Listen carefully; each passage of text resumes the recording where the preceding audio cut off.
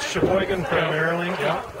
However, It goes all the way on on the any given ground. day we could be down in Gaither, we could be over in Alpharetta, we could be over or going on with the fire that was up in fire. Yes.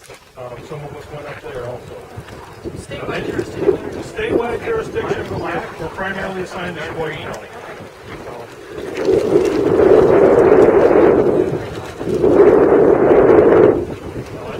Got it. Let's got some more questions for the officers. There's a lot of people like on their belt.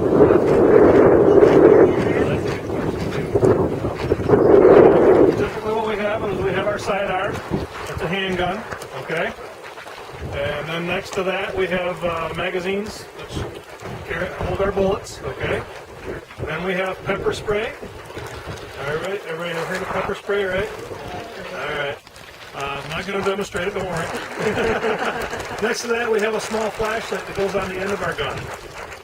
It's for when we're doing, if we have to do a building search or at night, when if one of those situations happen to be around that we need to go and help another law enforcement agency, or we're searching for somebody else that might be dangerous to you folks or to ourselves. Next to that, we actually have a taser. We carry tasers. Then we have a portable handheld radio. And then we have, I carry what's called a Gerber multi-tool, so a pair of pliers basically with all sorts of different attachments. And then we have handcuffs. That kind of completes what I carry. We also have batons that were issued. And then, let's see, I have other held hand flashlights. How much does that weigh approximately?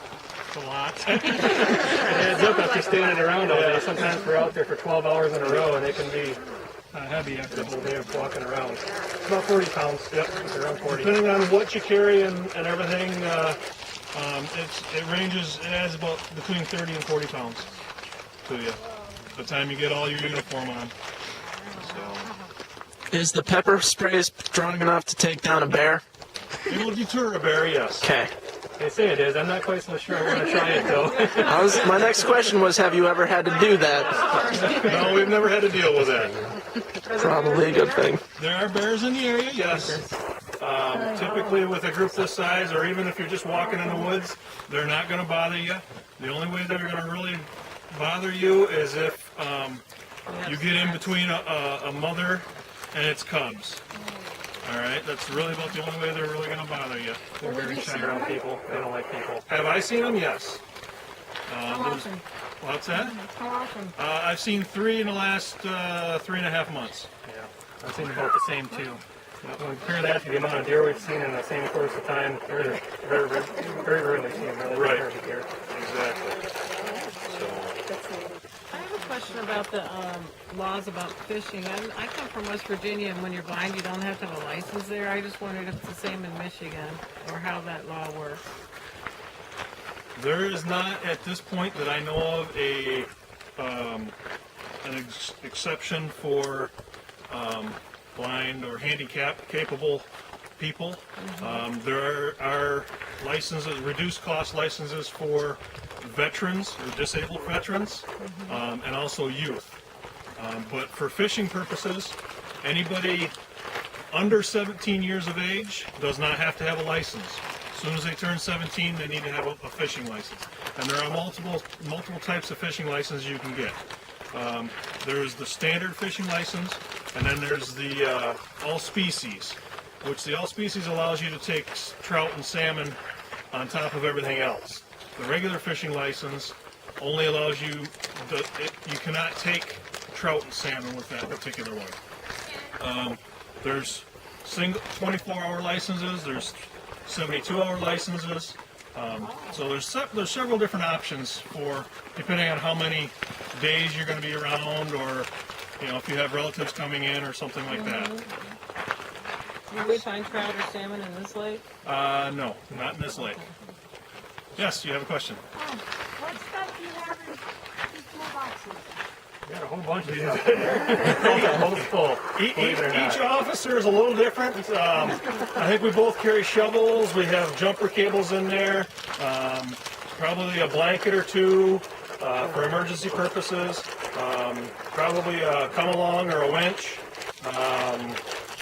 Plastic sign. Yeah, there's all kinds of stuff. There's just anything that we would might need in our day-to-day basis job. So, and we have a lot of different varieties of things that we do. So both of our boxes are full, plus the insides of our trucks. Cheryl, did you have a question? Well, you need to go to there's a lot of sports stores that have a computer system that where you have either a sports ID card or a driver's license or a state of Michigan ID. You give that to them, and then you tell them that you want a fishing license, and then they'll run it through the machine, and it'll print one out, and then you'll have to pay for it. Depending on which one you get will depend on how much. And they're also available online too. I'm sorry, I forgot about the online one. It's the same price for the online fishing license, and it's just a process of going through and picking out what licenses you want to get. You give them a credit card number or your parents' credit card number, and then they print it out for you, and it's just the same as the fishing license you would get if you went to Walmart or Myers too. Yep. With permission, of course, on your parents' credit cards. That's true. Guys, I brought you some bass baits. All right. And the guys that are fishing with you can decide if they want to use these today or not. If not, you can keep them for yourself. I brought a variety. Got some worms, got some crayfish, and got some leeches that are rubber here. So They're not live.